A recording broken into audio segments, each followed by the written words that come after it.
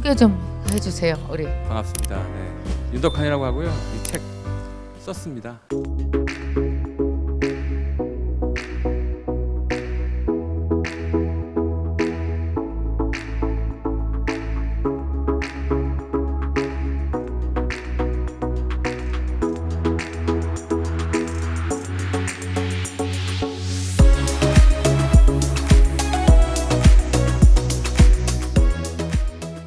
마크로밀 엠브레인이라는 팀은 이 책을 쓰기 위해서 그러면 1년 동안 어떤 활동을 해요? 그러니까 사실 원래 리서치 회사에서는 돈을 네. 이걸로 벌지는 않거든요. 그렇죠. 그러니까 보통 이제 기업체에서 조사 의뢰를 받아가지고 그걸로 돈을 받아가지고 하는데 보통 조사 비용이라는 게 좀 비싸요. 한 건당 보통 몇 천만 원씩 하니까 네. 자영업자 분들이라든지 아니면 일반적으로 이 소비자들이 어떤 것들을 알려면은 네. 그 조사를 하기가 쉽지가 않잖아요. 그래서 이제 한 10년 전에 요거를 기획해가지고 책도 내고 이렇게 하자. 그래서 대중 소비자들의 니즈 같은 것들을 좀 더 손쉽게 뭐 네, 저렴한 네. 방식으로 알리자는 의도로 됐습니다. 그러면은 이걸 한꺼번에 이렇게 정리를 하나요? 아니면 1년 내내 이걸 연구를 아. 하면서 가나요? 저희가 집중적으로 고민하는 시기는 4월 정도부터 아. 7월 정도까지 한 넉 달 정도 기획해갖고 네, 거기서 그렇다고 취재를 그래요. 해가지고 네, 네. 그걸 가지고 설문지를 만들어요. 그래서 조사를 해야 됩니다. 그거를 테마별로 한 몇 개를 막 묶어가지고 네. 그 조사 결과를 해석하는 방식으로 책을 쓰죠. 제가 작년에 이 책을 봤었거든요. 네. 재밌는 것이 그 김단도 교수님이 쓴 그쪽 트렌드 책이랑은 좀 결이 또 다른 거예요. 이게 네네. 결이 다른데 어떻게 달았다고 생각이 들었었냐 하면은 그쪽이 좀 더 아카데믹하게 전체적인 사회를 본다면 여기는 트렌드를 바로 내 사업에 이용한다든지 아, 예. 적용하기 되게 좋게 돼 있다라는 점에서 책이 되게 마음에 들었었어요. 아, 감사합니다. 작년에. 본격적으로 한번 들어가 보죠. 2020은 전체적으로 봤을 때 트렌드는 앞으로 어떻다라고 말씀하실 수 있어요. 그게 이제 내년도 트렌드잖아요. 네네네. 그게 꼭 올해 내년으로 구분될 수 있는 현상이 있나 이런 생각이 좀 들 수가 있는데 예, 예. 저희가 방점을 찍은 거는 외로움. 가장 큰 트렌드가 외로움이에요. 네, 네. 그죠? 사실 외로운 게 좀 트렌드냐 이런 식의 비판도 많아요. 네. 네, 어쨌든 트렌드라기보다는 그러니까 키워드로 이해하시면 더 좋을 것 같아요. 이 책이 사실 저희가 썼던 게 12번째 책이에요. 저희가 주제 중심으로 책을 쓴 건 2016 대한민국 트렌드, 2017 대한민국 트렌드, 2018, 2019 대한민국 트렌드 이렇게 썼어요. 근데 여기 보면은 2016년도에 저희들이 집중한 현상이 있었습니다. 네. 이게 뭐냐면 집이라는 현상에 집중했어요. 집. 사람들이 사회생활을 좀 줄이고 집에서 머무는 시간들이 늘어나는 거예요. 그때 그런 게 유행했습니다. 인테리어 같은 것들을 다루는 프로그램들이 그때 인기가 있었어요. 근데 이 현상에서 가장 기본적으로 이해해야 될 게 뭐냐면 사람은 사회적 동물이거든요. 누군가 같이 교감도 하고 뭐 양육도 하고 결혼도 하고 이렇게 해야 되는데 집에 머물고 사회생활 줄이면 그런 것들에 대해 결핍이 있잖아요. 그러니까 그 결핍을 어떻게 메꾸냐? 그때 유행했던 게 아빠 어디가 이런 거죠. 우리 결혼했어요. 이런 사회성을 대리만족해주는 프로그램들이 유행하기 시작했어요. 그 다음 해에 저희가 집중한 현상은 욜로라고 대표되는 개인의 감정이었어요. 사회생활을 줄여나면 내 감정이 중요하지 뭐. 이렇게 되는 거죠. 그러다 보니까 2018년도에는 어떤 얘기를 했냐면 그래 가만 보면 혼자 놀다 재밌네. 혼자 밥 먹고 술 먹고 영화 보고 하는 이 현상에 집중했거든요. 이게 2019년 대한민국 트렌드. 사적 영역에서 공적 영역으로 확대되는 거예요. 자기의 통제권을 개인 생활의 영역을 넘어서 회사나 사회 영역까지도 내 스타일대로 뭘 해주세요라고 주장하는 사람들이 늘어나는 거예요. 개인이 되게 중요하라는 게 이게 하나의 사회 현상이 되니까 이게 공적 현상이 돼 버리는 거죠, 지금. 그 되게 중요한 근거가 회사에서는 부서장이나 팀장이 임의로 회식 시간을 못 정합니다, 이제.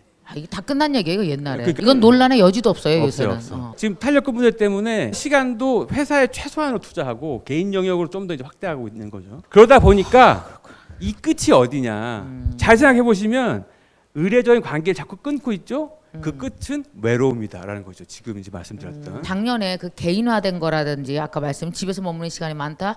이 모든 사회 현상들을 읽어서 가장 대박친 프로그램이 나 혼자 산다 같은 거고 내가 갖지 못한 걸 대리 욕구를 딱 이런 게 되게 중요하고 네네. 유튜브의 문제란 난 그거라고 생각하거든요. 네. 그래서 건너뛰지 않으면 바보가 돼요. 유튜브가 되게 다양한 컨텐츠가 다양할 것 같지 아니요? 그나마 집에서 텔레비 보면요 다양한 컨텐츠에 노출되잖아요. KBS, MBC 내가 안 보고 싶은 거라도 억지로라도 보잖아요. 난 이거에 대해서 되게 걱정이 좀 되더라고요. 그래서 사실 실제 사람하고 소통을 해야 됩니다. 그러니까 그런 욕구도 결국은 느끼게 되는 거죠. 그럼요, 나중에는. 가끔은요. 책에 빠져들면 그 어떤 예능보다 재밌지 않아요?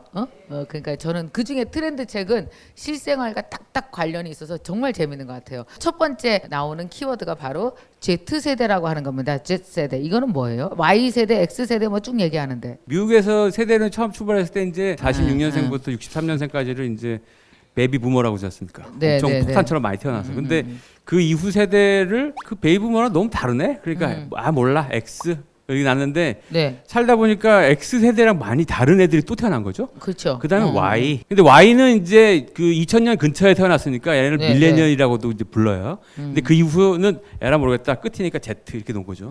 그럼 Z세대는 지금 여기 보시니까 1995년에서 2003년 정도 태어난 애들이네요. 동네마다 이걸 어떻게 정의하냐에 따라 다른데 예, 이게 예, 예. 세대론에 관련돼서는 딱히 뾰족한 정의가 잘 없어요. 어. 정의가 없는데 글로벌하게 비슷하게는 미국 같은 경우에 96년생부터 2010년생까지로 정합니다. 우리가 2003년생까지 끊었던 거는 조사를 해야 되니까 네, 네.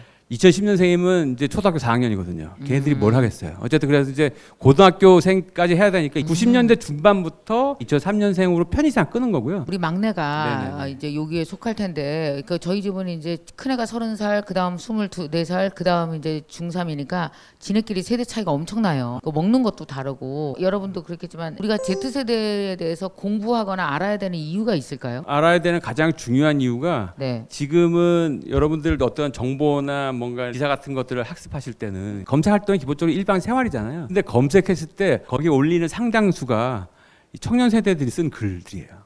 이게 무슨 얘기냐면 여론을 상당히 선도하는 기능이 있습니다. 미국 사회에서도 보면은 이 청년 세대가 중심으로 해가지고 초기 여론이 다 형성되는 경우가 있기 때문에 네. 이 사람들을 봐야 되는 게 굉장히 중요한 거죠. 그리고 또 하나는 청년 세대가 가지고 있는 문화적 취향이 이게 반복됩니다. 이 사람들의 문화적 취향이 예상할 수 있는 하나의 아이템이 되는 거죠. 예를 들면 7080의 어떤 문화적 코드가 소환이 되잖아요. 그 이유가 뭡니까? 지금의 한국 사회 주류층인 1차, 2차 베이비 세대의 청년 시절이었기 때문에 그래요. 제가 아직도 그 잊혀지지 않는 게 86년도 제가 고등학교 1학년 때였는데 그때 밤에 하는 라디오 방송이 있었어요. 1시 25시에 데이트라고. 그때 시끄러운 음악을 엄청 틀었어요. 엄청 비트가 강한. 그걸 새벽 1시에 듣고 제가 쇼크가 30년대 가고 있습니다. 지금도. 여전히 그걸 좋아해요. 여러분 잘 생각해보시면 중학교, 고등학교, 대학교 초년생 때 형성된 문화적 취향이 계속 반복돼요. 계속 가요. 맞아요, 네. 맞아요. 그러니까 그래서 청년 세대의 문화적 코드나 이런 걸 이해하는 게 되게 중요한 예측 변수가 되는 거죠. 네. 두 번째 이거 난 이거 욕인 줄 알았어요. 처음에 개취존 시대가 뭐예요? 개인 취향 존중. 개인 취향 존중. 존중 시대. 예. 이 책에서 나온 거 보고 저 이 책 읽으면서 되게 깜짝 놀랐는데 BTS에 대해서 BTS를 되게 좋아하는 사람들이 나는 BTS가 어리니까 가장 좋아하는 팬층이 젊은 애들층이 되게 두터울 줄 알았어요. 네네. 근데 막상 조사를 해보니까 BTS에 대한 그 충성도가 되게 높은 사람이 오히려 엄마, 아빠, 40대, 삼촌이. 50대. 그렇죠. 그래서 내가 암이었던 거야. 해외 나가도요 내 또래 그 여자들 만나잖아요. 아미만 됐다 그러면 서로 눈물 흘리고 어머 아미세요 저도 아미예요 그러고 막 좋아하고 그러거든요. 근데 이게 좀 조심스럽습니다. 이게 제가 BTS 관련돼서 실제로 조사를 해서 나온 자료 갖고 얘기했는데 방송에 나왔다가 욕을 엄청 먹어가지고 그게 이제 거기 챕터에서 얘기를 한 거는 이제 유행의 주기가 매우 짧아지고 있는 현상을 얘기한 거거든요. 피크를 딱 치고 금방 없어져 버려요. 예를 들어서 뭐 괄도 내냄띠라고 해가지고 그게 아마 11번가에서 그거 기획을 해가지고 연지 23시간 만에 7만 5천 개가 1차 완판을 했을 거예요. 성공하니까 2번, 3번 연속 했다가 지금은 해도 잘 안 팔려요. 그거 되게 중요한 문화 코드가 있어요. 이게 이제 팔도 비빔면을 재밌게 읽으면 젊은 친구, 10대들이 잘 재밌게 읽으면 멀리서 보면 괄도 내눈띤 세종대왕이라 써놓고 한 10m 거리에서 보면 세종머왕이라도 읽히네 이렇게 보는 거 비슷한 현상이에요. 어쨌든 어이없죠? 어쨌든 팔도 비빔면은 괄도 내눈띤이 되는 순간 Z세대가 열광한 거예요. 그러니까 초기 여론을 아까 움직인다 그랬죠. 초기 여론은 이거 재밌네. 그리고 지들끼리 돌아가면서 재밌게 소통을 했는데 이 팔도 내냄띤의 향수가 있었던 Z세대 부모 세대가 40, 50대잖아요. 이거 나도 아는 거야. 시너지가 있으면서 이걸 산 건데 예전에 나왔다고 해서 이게 잘 팔리는 게 아니에요. 그냥 히트 치는 게 아니고 다 이 문화적 코드가 잘 읽어야 되는 거죠. 이 시너지가 있는 코드를 잘 읽어야 상업적으로 성공할 수 있다. 이 얘기를 하는 거죠. 어쨌든 짧은 문화적 취향에 대한 얘기를 하면서 BTS도 예를 들어서 11개월 동안에 빌보드 앨범 차트 3개를 한다는 거 전무후무한 일이거든요. 그렇죠. 이게 슈퍼 빅밴드인데 이 BTS를 조사해봤더니 Z세대가 아주 열광적이라 하잖아요. 열광하는 사람들은 뭐 50대, 40, 50대가 훨씬 더 팬덤이 두터운데 좋아하는 이유도 다르고 어쨌든 그런 현상 중에 하나로 BTS를 언급했을 뿐입니다. 예. 저한테 비난의 화살을 돌리지 마시고요. 옛날에는 왜 TV에서 누구 하나가 뜨면 다 같이 그 사람을 대중 가수를 좋아했잖아요. 뭐 조용필이라 그러면 조용필을 다 같이 좋아했잖아요. 근데 지금은 어떠냐면 내가 좋아하는 것만 보니까 남들은 열광하는데 걔가 열광을 왜 하는지 나는 모르고 있는 거예요. 이게 이해가 되는 것 같아요. 그렇죠. 그죠? 맞습니다. 개인 취향 존중에서 제일 중요한 거는 그냥 그걸로 끝나는 게 아니라 네. 개인이 어떤 정해진 시간표대로 컨텐츠나 이런 걸 소비하지 않는 시대가 된다는 거예요. 그러니까 그치. 예를 들면 TV의 편성표라든지 대체로 그 본방 소비를 안 한다는 거예요. 저기 조사해 보면 그 매체를 선택한 1순위가 내 시간에 볼 수 있기 때문이었어요. OTT라고 하는 오버 더 탑이라고 하는 뭐 넷플릭스든지 웨이브라고 하는 서비스 있죠. 그것도 전부 다 컨텐츠 중심의 검색 서비스가 훨씬 더 강화될 가능성이 높다. 그걸 이제 저희는 생활 시간표에 맞춰야 된다. 이렇게 얘기를 했습니다. 그 외국을 나가 보니까요. 이번에 네네. 우리나라는 그래도 KBS, MBC 뭐 등등 공중파 방송이라는 게 있잖아요. 네네. 외국은 그 개념이 다 없어지고요. 모니터에 이게 떠요. 넷플릭스, 그다음에 훌루, 그다음에 또 유튜브 이렇게 있어요. 그래갖고 그냥 그 사람들이 구독한 플랫폼만 떠 있는 거예요. 그래갖고 어떻게 했냐? 넷플릭스로 가서 내 아이들이 쳤죠. 그러면 내게 나오는 거예요. 그렇죠, 그렇죠. 내가 구독한 것들이. 그래서 저는 동백꽃 실시간으로 다 봤어요. 미국에서. 그 OTT 서비스가 사람의 판도를 바꾼다고 한다면 그 어떤 개인의 그 라이프 스타일은 어떻게 OTT 때문에 바뀌게 되는 거예요? 기본적으로 보고 싶은 키워드나 드라마 제목 중심으로 기억하게 되겠죠. 중간에 컨텐츠를 유통하는 채널 자체가 굉장히 희석될 가능성이 있어요. 아, 관심이 없는 거지. 그냥 어디서 검색어나 배우나 아, 컨텐츠에 직접 접속하거나 이런 식의 이제 과정, 중간 유통 과정이 생략될 가능성이 매우 크기 때문에 지상파 포함해가지고 케이블 TV나 이런 것 때는 광고를 다 팔기가 어려워졌죠. 컨텐츠 직접 소비하게 될 겁니다 아마. 네. 2016년부터 광고 판도가 유튜브로 쫙 올라갔습니다. 지상파는 광고를 다 못 팔고요. 모바일 중심으로 거의 2배가 넘어갔어요. 일반인이 나오는 프로그램들을 이제 유튜브를 통해서 충족한다는 거예요. 플랫폼이 완전히 바뀐 거예요 지금은. 그러니까 유튜브에 대해서 굉장히 중요한 하나의 힌트가 네. 유튜브가 짧고 자극적인 컨텐츠를 소비하는 플랫폼만이 아니고 결국은 SNS 플랫폼 비슷한 형태라는 거예요. 상호작용 때문에 한다고 그래요. 그러니까 요새 잘 나가는 유튜버들은 구독자가 시키는 대로 해줘요. 동영상을 보는 건데 거기서 사람들은 상호작용한다고 느끼거든요. 우리도 오랫동안 해보면은요. 유튜브에서 단발적으로 200만, 300만 나오는 영상에 가끔씩 1년에 한두 개 터질 수 있습니다만 그걸로 채널이 운영되는 게 아니에요. 네. 내 채널에 있는 20만 혹은 뭐 10만, 5만 내 구독자들과 평생 내가 어떻게 가느냐가 되게 중요하고. 중요한 거는 이렇게 상호작용하는 게 유튜브에서 앞으로 더 중요해진다 이런 건 얘기죠. 네. 맞아요, 그죠? 네. 그 다음으로 넘어가서 또 되게 재밌는 것 중에서 하나가 왜 우리는 살롱 문화를 소비하는가. 이 살롱 문화에 대해서 저도 진짜 관심이 많아요. 예를 들면 우리는 되게 공부하려는 사람들이 오거든요. 네. 그런 분들이 교육 관련한 그런 자기개발 관련한 채널이 100만이 되는 거는 세계적으로도 드물대요. 이게 살롱 문화거든요. 그렇죠. 이 네. 공부 살롱 문화예요. 여기 오신 분들이 이게 살롱 문화인 거예요. 그죠? 우리가 이 밤에 여기로 온 걸 이 문화를 즐기는 것도 있는 거예요. 맞죠? 한 100명 남짓한 사람들이 책 저자와 함께 또 가족들도 같이 와서 이렇게 지적인 이런 살롱 문화를 즐기시는 중인 거라고요. 제가 그래서 김미경 TV 안에 김미경 캠퍼스를 만들었고 유튜브 대학을 만들었고 열정 대학생이라는 것도 하나의 살롱 문화인 거예요. 이게 지적인 탐구를 해나가는. 뭐 기본적으로 살롱 문화는 지금 같은 이런 분위기를 말하죠. 그러니까 개인 취향에 따라 멋있어. 가지고 아까 처음에 이제 전제에서 말씀드렸던 인간이 기본적으로 사회적 동물이잖아요. 이제 전두엽 때문이거든요. 여기서 고등사고가 이루어지는데 그 인류학자들이나 뇌과학하는 사람들이 밝혀낸 바에 따르면은 여기 계신 여러분들이나 좀 샤이해 보이는 이런 사람들도 기본적으로 뇌 자체가 사회적 모임 본능을 갖고 태어났다는 게 최근의 연구의 결과입니다. 혼자 떨어져서 혼자 생활하잖아요. 사회적 본능하고 괴리가 생길 수밖에 없어요. 그걸 메꾸는 과정이 이전에는 뭐였냐? 동창회였어요. 동창회나 의례적 모임 있잖아요. 근데 그 관계가 알고 보면 약간 억압적이에요. 전화 옵니다. 야, 동창회 뭐 있단다 나와. 그럼 제가 천마에 물어봐요. 야 거기 누구 나오냐? 그러니까 걔 또 나와? 야, 걔 아직도 회장하니? 나 안 가. 나 안 갈래.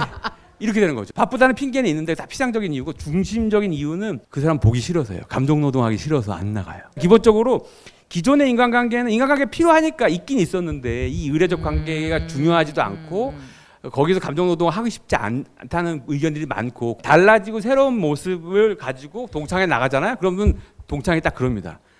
너 왜 또 안 하던 짓 하고 그래? 네.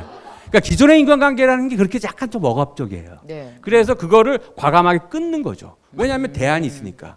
이렇게 내 취향과 비슷한 사람들이 따로 모이는 게 많아지니까 이게 하나의 사회 트렌드가 됐다. 이 얘기를 담고 있는 거죠. 살롱 문화에서는. 뒤풀이를 잘 안 해요.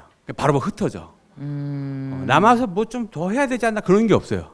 그냥 깔끔하게 딱 흩어지고 헤어지고 싶으면 그냥 전화 안 받으면 되고. 그러니까 왜 우리 옛날에 어떤 모임이다 그러면요 반드시 회장 뽑고 사무총장 뽑고 막 연락해야 되고 왜 안 나오는지 밝혀야 되고 막 이런 것들이 되게 힘들었는데 살롱 문화는 자신의 각자의 취향을 갖고 그 사람들이 모여지고 네. 거기서 자신들의 그 취향이 소비되어지는 거잖아. 어떤 뭐 지적인 욕구도 다 해결을 하고 자 이제 그 다음에 하나만 더 하고 나서 외로움으로 갈 텐데 고르세요. 키워드가 몇 개 있는데 어떤 키워드를 얘기해 주실래요? 요거 어떠세요? 공정? 공유? 공유 경제랑 사실은 공정하고 약간 관련이 있습니다. 아 그럼 두 개 같이 해봐요. 이게 앞으로 향후 비즈니스 형태 가장 기본적인 형태는 공유 경제 형태입니다. 무조건. 이게 정부에서도 미는 형태고 일반 기업에서도 공유 경제 형태 아니면 플랫폼 이게 다 이제 같은 관련돼 있는 건데 공유 경제에서 근데 가장 기본적인 거는 이걸 이용하면은 이게 좋아요라는 소비자들의 혜택, 베네핏이 아니고 이거를 믿고 이용할 수 있어요. 이게 훨씬 더 중요하다. 이 얘기를 한 거죠. 카풀이라고 작년에 난리가 나서 결국은 중단됐잖아요. 그 서비스가 중단됐는데 거기 보면 언론 보도 자료나 여러 가지를 보면은 정치적인 이슈 또는 대기업들이 거기 골목 상권에 들어가는 이슈 때 비판한다 이렇게 돼 있는데 조사를 보면 다른 얘기가 나옵니다. 대중 소비자들은 그 비즈니스에서 가장 의심하는 게 야 거기 카풀 크루 그 사람을 믿을 수가 있어? 신뢰 문제가 있다는 신뢰 거죠. 문제가 있다는 오케이, 예, 저도 그러니까 이해해요. 이걸 그거. 깨지 않으면 불특정한 타인에 대한 의심, 요걸 어떻게 깨느냐의 문제가 앞으로 공유 경제가 확산될 거냐의 관건이 된다. 이 얘기를 한 거고요. 어쨌든 그 문제는 공정성하고도 관련을 지어가지고 보면 사회가 전부 다 이제 공정해야 된다는 문제가 있잖아요. 근데 이게 아까 말씀드렸던 개인의 취향하고 이게 약간 복합적으로 합쳐지면 어떤 문제가 생기냐? 청년 세대. 라 그러면 청년 세대는 기본적으로 이제 진보적이고 변화에 좀 수용적이고 저항적이고 그런 식의 이미지를 가지고 계시잖아요. 조사해 보면 청년 세대한테 욕을 먹을 각오를 하고 말씀드리면 네. 그런 식의 진보적 이미지는 이제 시대가 끝났다는 거예요. 사회적 공정성을 요구하지 않습니다. 지금 청년 세대는 개인의 이해관계에 아주 집착한다는 거예요. 개인의 이해관계 공정성. 그래서 입시 문제나 내 문제와 관련된 부분에 있어서 부정적 여론을 쏟아낸다는 거예요. 시스템적인 개선을 요구할 수도 있잖아요. 그런 쪽에는 관심이 없어요. 근데 어쨌든 이 공정 개인의 이해관계에 관련돼서 뾰족하게 있는 청년 세대 공정성의 문제는 사실은 여러 가지 관점에서 보면은 경제적 자원이 좀 하게 되면 나아질 가능성도 있다. 이 보고서가 있습니다. 아 무겁다. 네. 맞아요. 진짜 무거운데 그거는 그 젊은 세대들이 너무 빡빡했을 때 태어난 거예요. 그 우리 윤희사님이나 저만 하더라도 저 대학교 졸업했을 때는 그 보통 남자애들이 세 군데 네 군데 취업이 이미 다 돼 있었어요. 네. 예를 학과사에 가면 원서 와 있고 원서 와 막 이런, 있었어요. 요새 그런 취업이 얘기하면 널려 있었어요. 근데 요즘에는 안 그렇잖아요. 애들이 네. 너무 힘들 때 태어났고 계속 부모의 돈을 써야 되지 않을까, 제대로 취업도 못 하지 않을까, 되게 불안하고 이러다 보니까 좀 더 왜 자기를 막 움츠려 들면서 혹시 내 거를 누가 가져가는 거에 대한 그런 불안, 공정에 대해서 더 신경을 쓰고 더 화가 나 있고 이제. 그런 것들이 같이 다 연결이 돼 있지 않나. 맨 마지막으로 갈까요? 우리 이제 네네. 드디어 이제 외로움. 외로움으로 가겠습니다. 가장 중요한 키워드고 이거 이제 외로움 얘기를 좀 해주시죠. 앞에 말씀드린 대로 이 집에서 시작해갖고 내 감정, 그 다음에 사적 영역에서 이제 통제권을 발휘하게 되고 공적 영역으로 확대되고 이 과정을 쫙 보시면 내가 뭔가 의례적인 관계 이런 것들 인위적으로 끊어왔다는 걸 알 수가 있어요. 네, 그 끝은 사실상은 외로움입니다. 감정적으로. 근데 잘 보시면 이 외로움이란 감정은 기본적으로 긍정적인 감정이 아니기 때문에 지속 가능하지 않아요. 반드시 이거는 리바운드 될 가능성이 있는데 리바운드 되는 방향이 저희가 보기에는 두 가지 방향이에요. 첫 번째는 살롱으로 모이는 거예요. 자기 취향대로 사회성을 그 욕구를 충족시키기 위해서 사회성을 재구성하는 형태로 모임을 갖는 거죠. 경제적인 여유가 있거나 아니면 시간적 여유가 있는 사람들 그게 가능한데 문제는 이 두 가지 자원이 없는 분들이 어떻게 될 거냐 더 고립될 가능성이 매우 큽니다. 이게 이제 악순환 될 텐데 그걸 정확하게 그리고 있는 영화가 하나 있어요. 조커라는 영화입니다.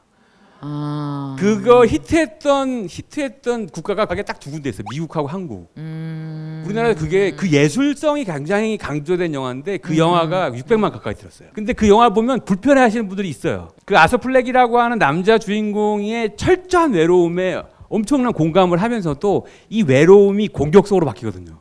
공격성으로 바뀌는 과정이 불편한 거죠. 근데 실제로 그 영화가 굉장히 선동적인 영화일 수 있는 게 미국 사회에서는 개봉하기 전에 극장 앞에 전체 공문이 발송되고 경찰들이 배치됐습니다. 젊은 분들이 그걸 너무 격하게 공감하는 걸 보고 저는 사실 무서웠어요. 약간. 말씀하신 것 중에서 외로움이 진짜 키워드가 되는 것 같아요. 여기 보면은 그러니까 외로움을 되게 고급스럽게 소비하는 방식이 있잖아요. 그게 살롱 문화일 것 같아요. 자, 여러분 어때 도움이 많이 되시고 있죠? 그리고 마지막 작가의 이 키워드가 나와줘야 됩니다. 마지막으로 우리에게 주고 싶은 키워드는 뭐예요? 진짜 사람을 만나라. 진짜 사람. 네. 어허. 진짜 사람. 오케이, 얘기해 주세요. 여기 보면은 네. 사람들이 실제 인간관계가 좀 둔해지고 있구나 이런 느낌이 많은 데이터가 있어요. 아까 말씀드렸던 공유경제에서 타인에 대한 불특정한 의심도 그렇고 세대론에 대해서도 그 세대는 어때 이렇게 물어보서 그걸 책으로 공부하시는 분들이 계시는데 제가 이제 조언하는 거는 제가 토요일 날 사람들 안 나올 때 출근한다 그랬잖아요. 토요일 날 출근해 보니까 에어컨이고 뭐 다 켜져 있는 거야. 내가 알기로는 그 친구가 제일 늦게 퇴근했는데 그 친구 불러가지고 얘기를 했어요. 이거는 나갈 때는 이렇게 챙겨야 돼 하고 했더니 이후에는 단 한 번도 그런 실수가 없습니다. 잘해요. 알고 보면 잘 몰라서 그런 거예요. 우리는 실제로 사람하고 얘기를 잘 안 하니까 자꾸 이미지만 갖고 생각했을 가능성이 매우 큽니다. 여러 가지 문제가 실제 거기서 생겨요. 네, 그래서 이미지만 갖고 외로움의 역설적인 키워드로 보면 진짜 사람 만나서 얘기하는 게 더 중요한 시대가 됐다. 이 얘기를 끝으로 제가 이제 말씀드리고 싶네요. 네. 자, 다들 여러분 오늘 이렇게 오셔서 함께 얘기 나누고 저자와 함께 좋은 이야기 나눌 수 있고 그래서 좋았고요. 이 책을 특히 여러분에게 좀 같이 나누고 싶었던 이유는 아까 말씀드린 대로 목표를 갖고 읽으면 좋은 책. 키워드가 그러니까 내 키워드가 먼저 설정된 다음에 트렌드 키워드가 들어와서 이게 살이 붙여지면서 내 2020년을 미리 조망하고 컨설팅한다라는 느낌으로 이 책을 한번 쭉 읽어보시면 엄청 도움이 되시지 않을까. 사업에도 공부에도 생각합니다. 여러분 오늘 함께 해주셔서 다들 너무 고맙습니다. 네, 감사합니다. 감사합니다. 오늘 S였어요. 감사합니다. 네, 오늘 고맙습니다. 네.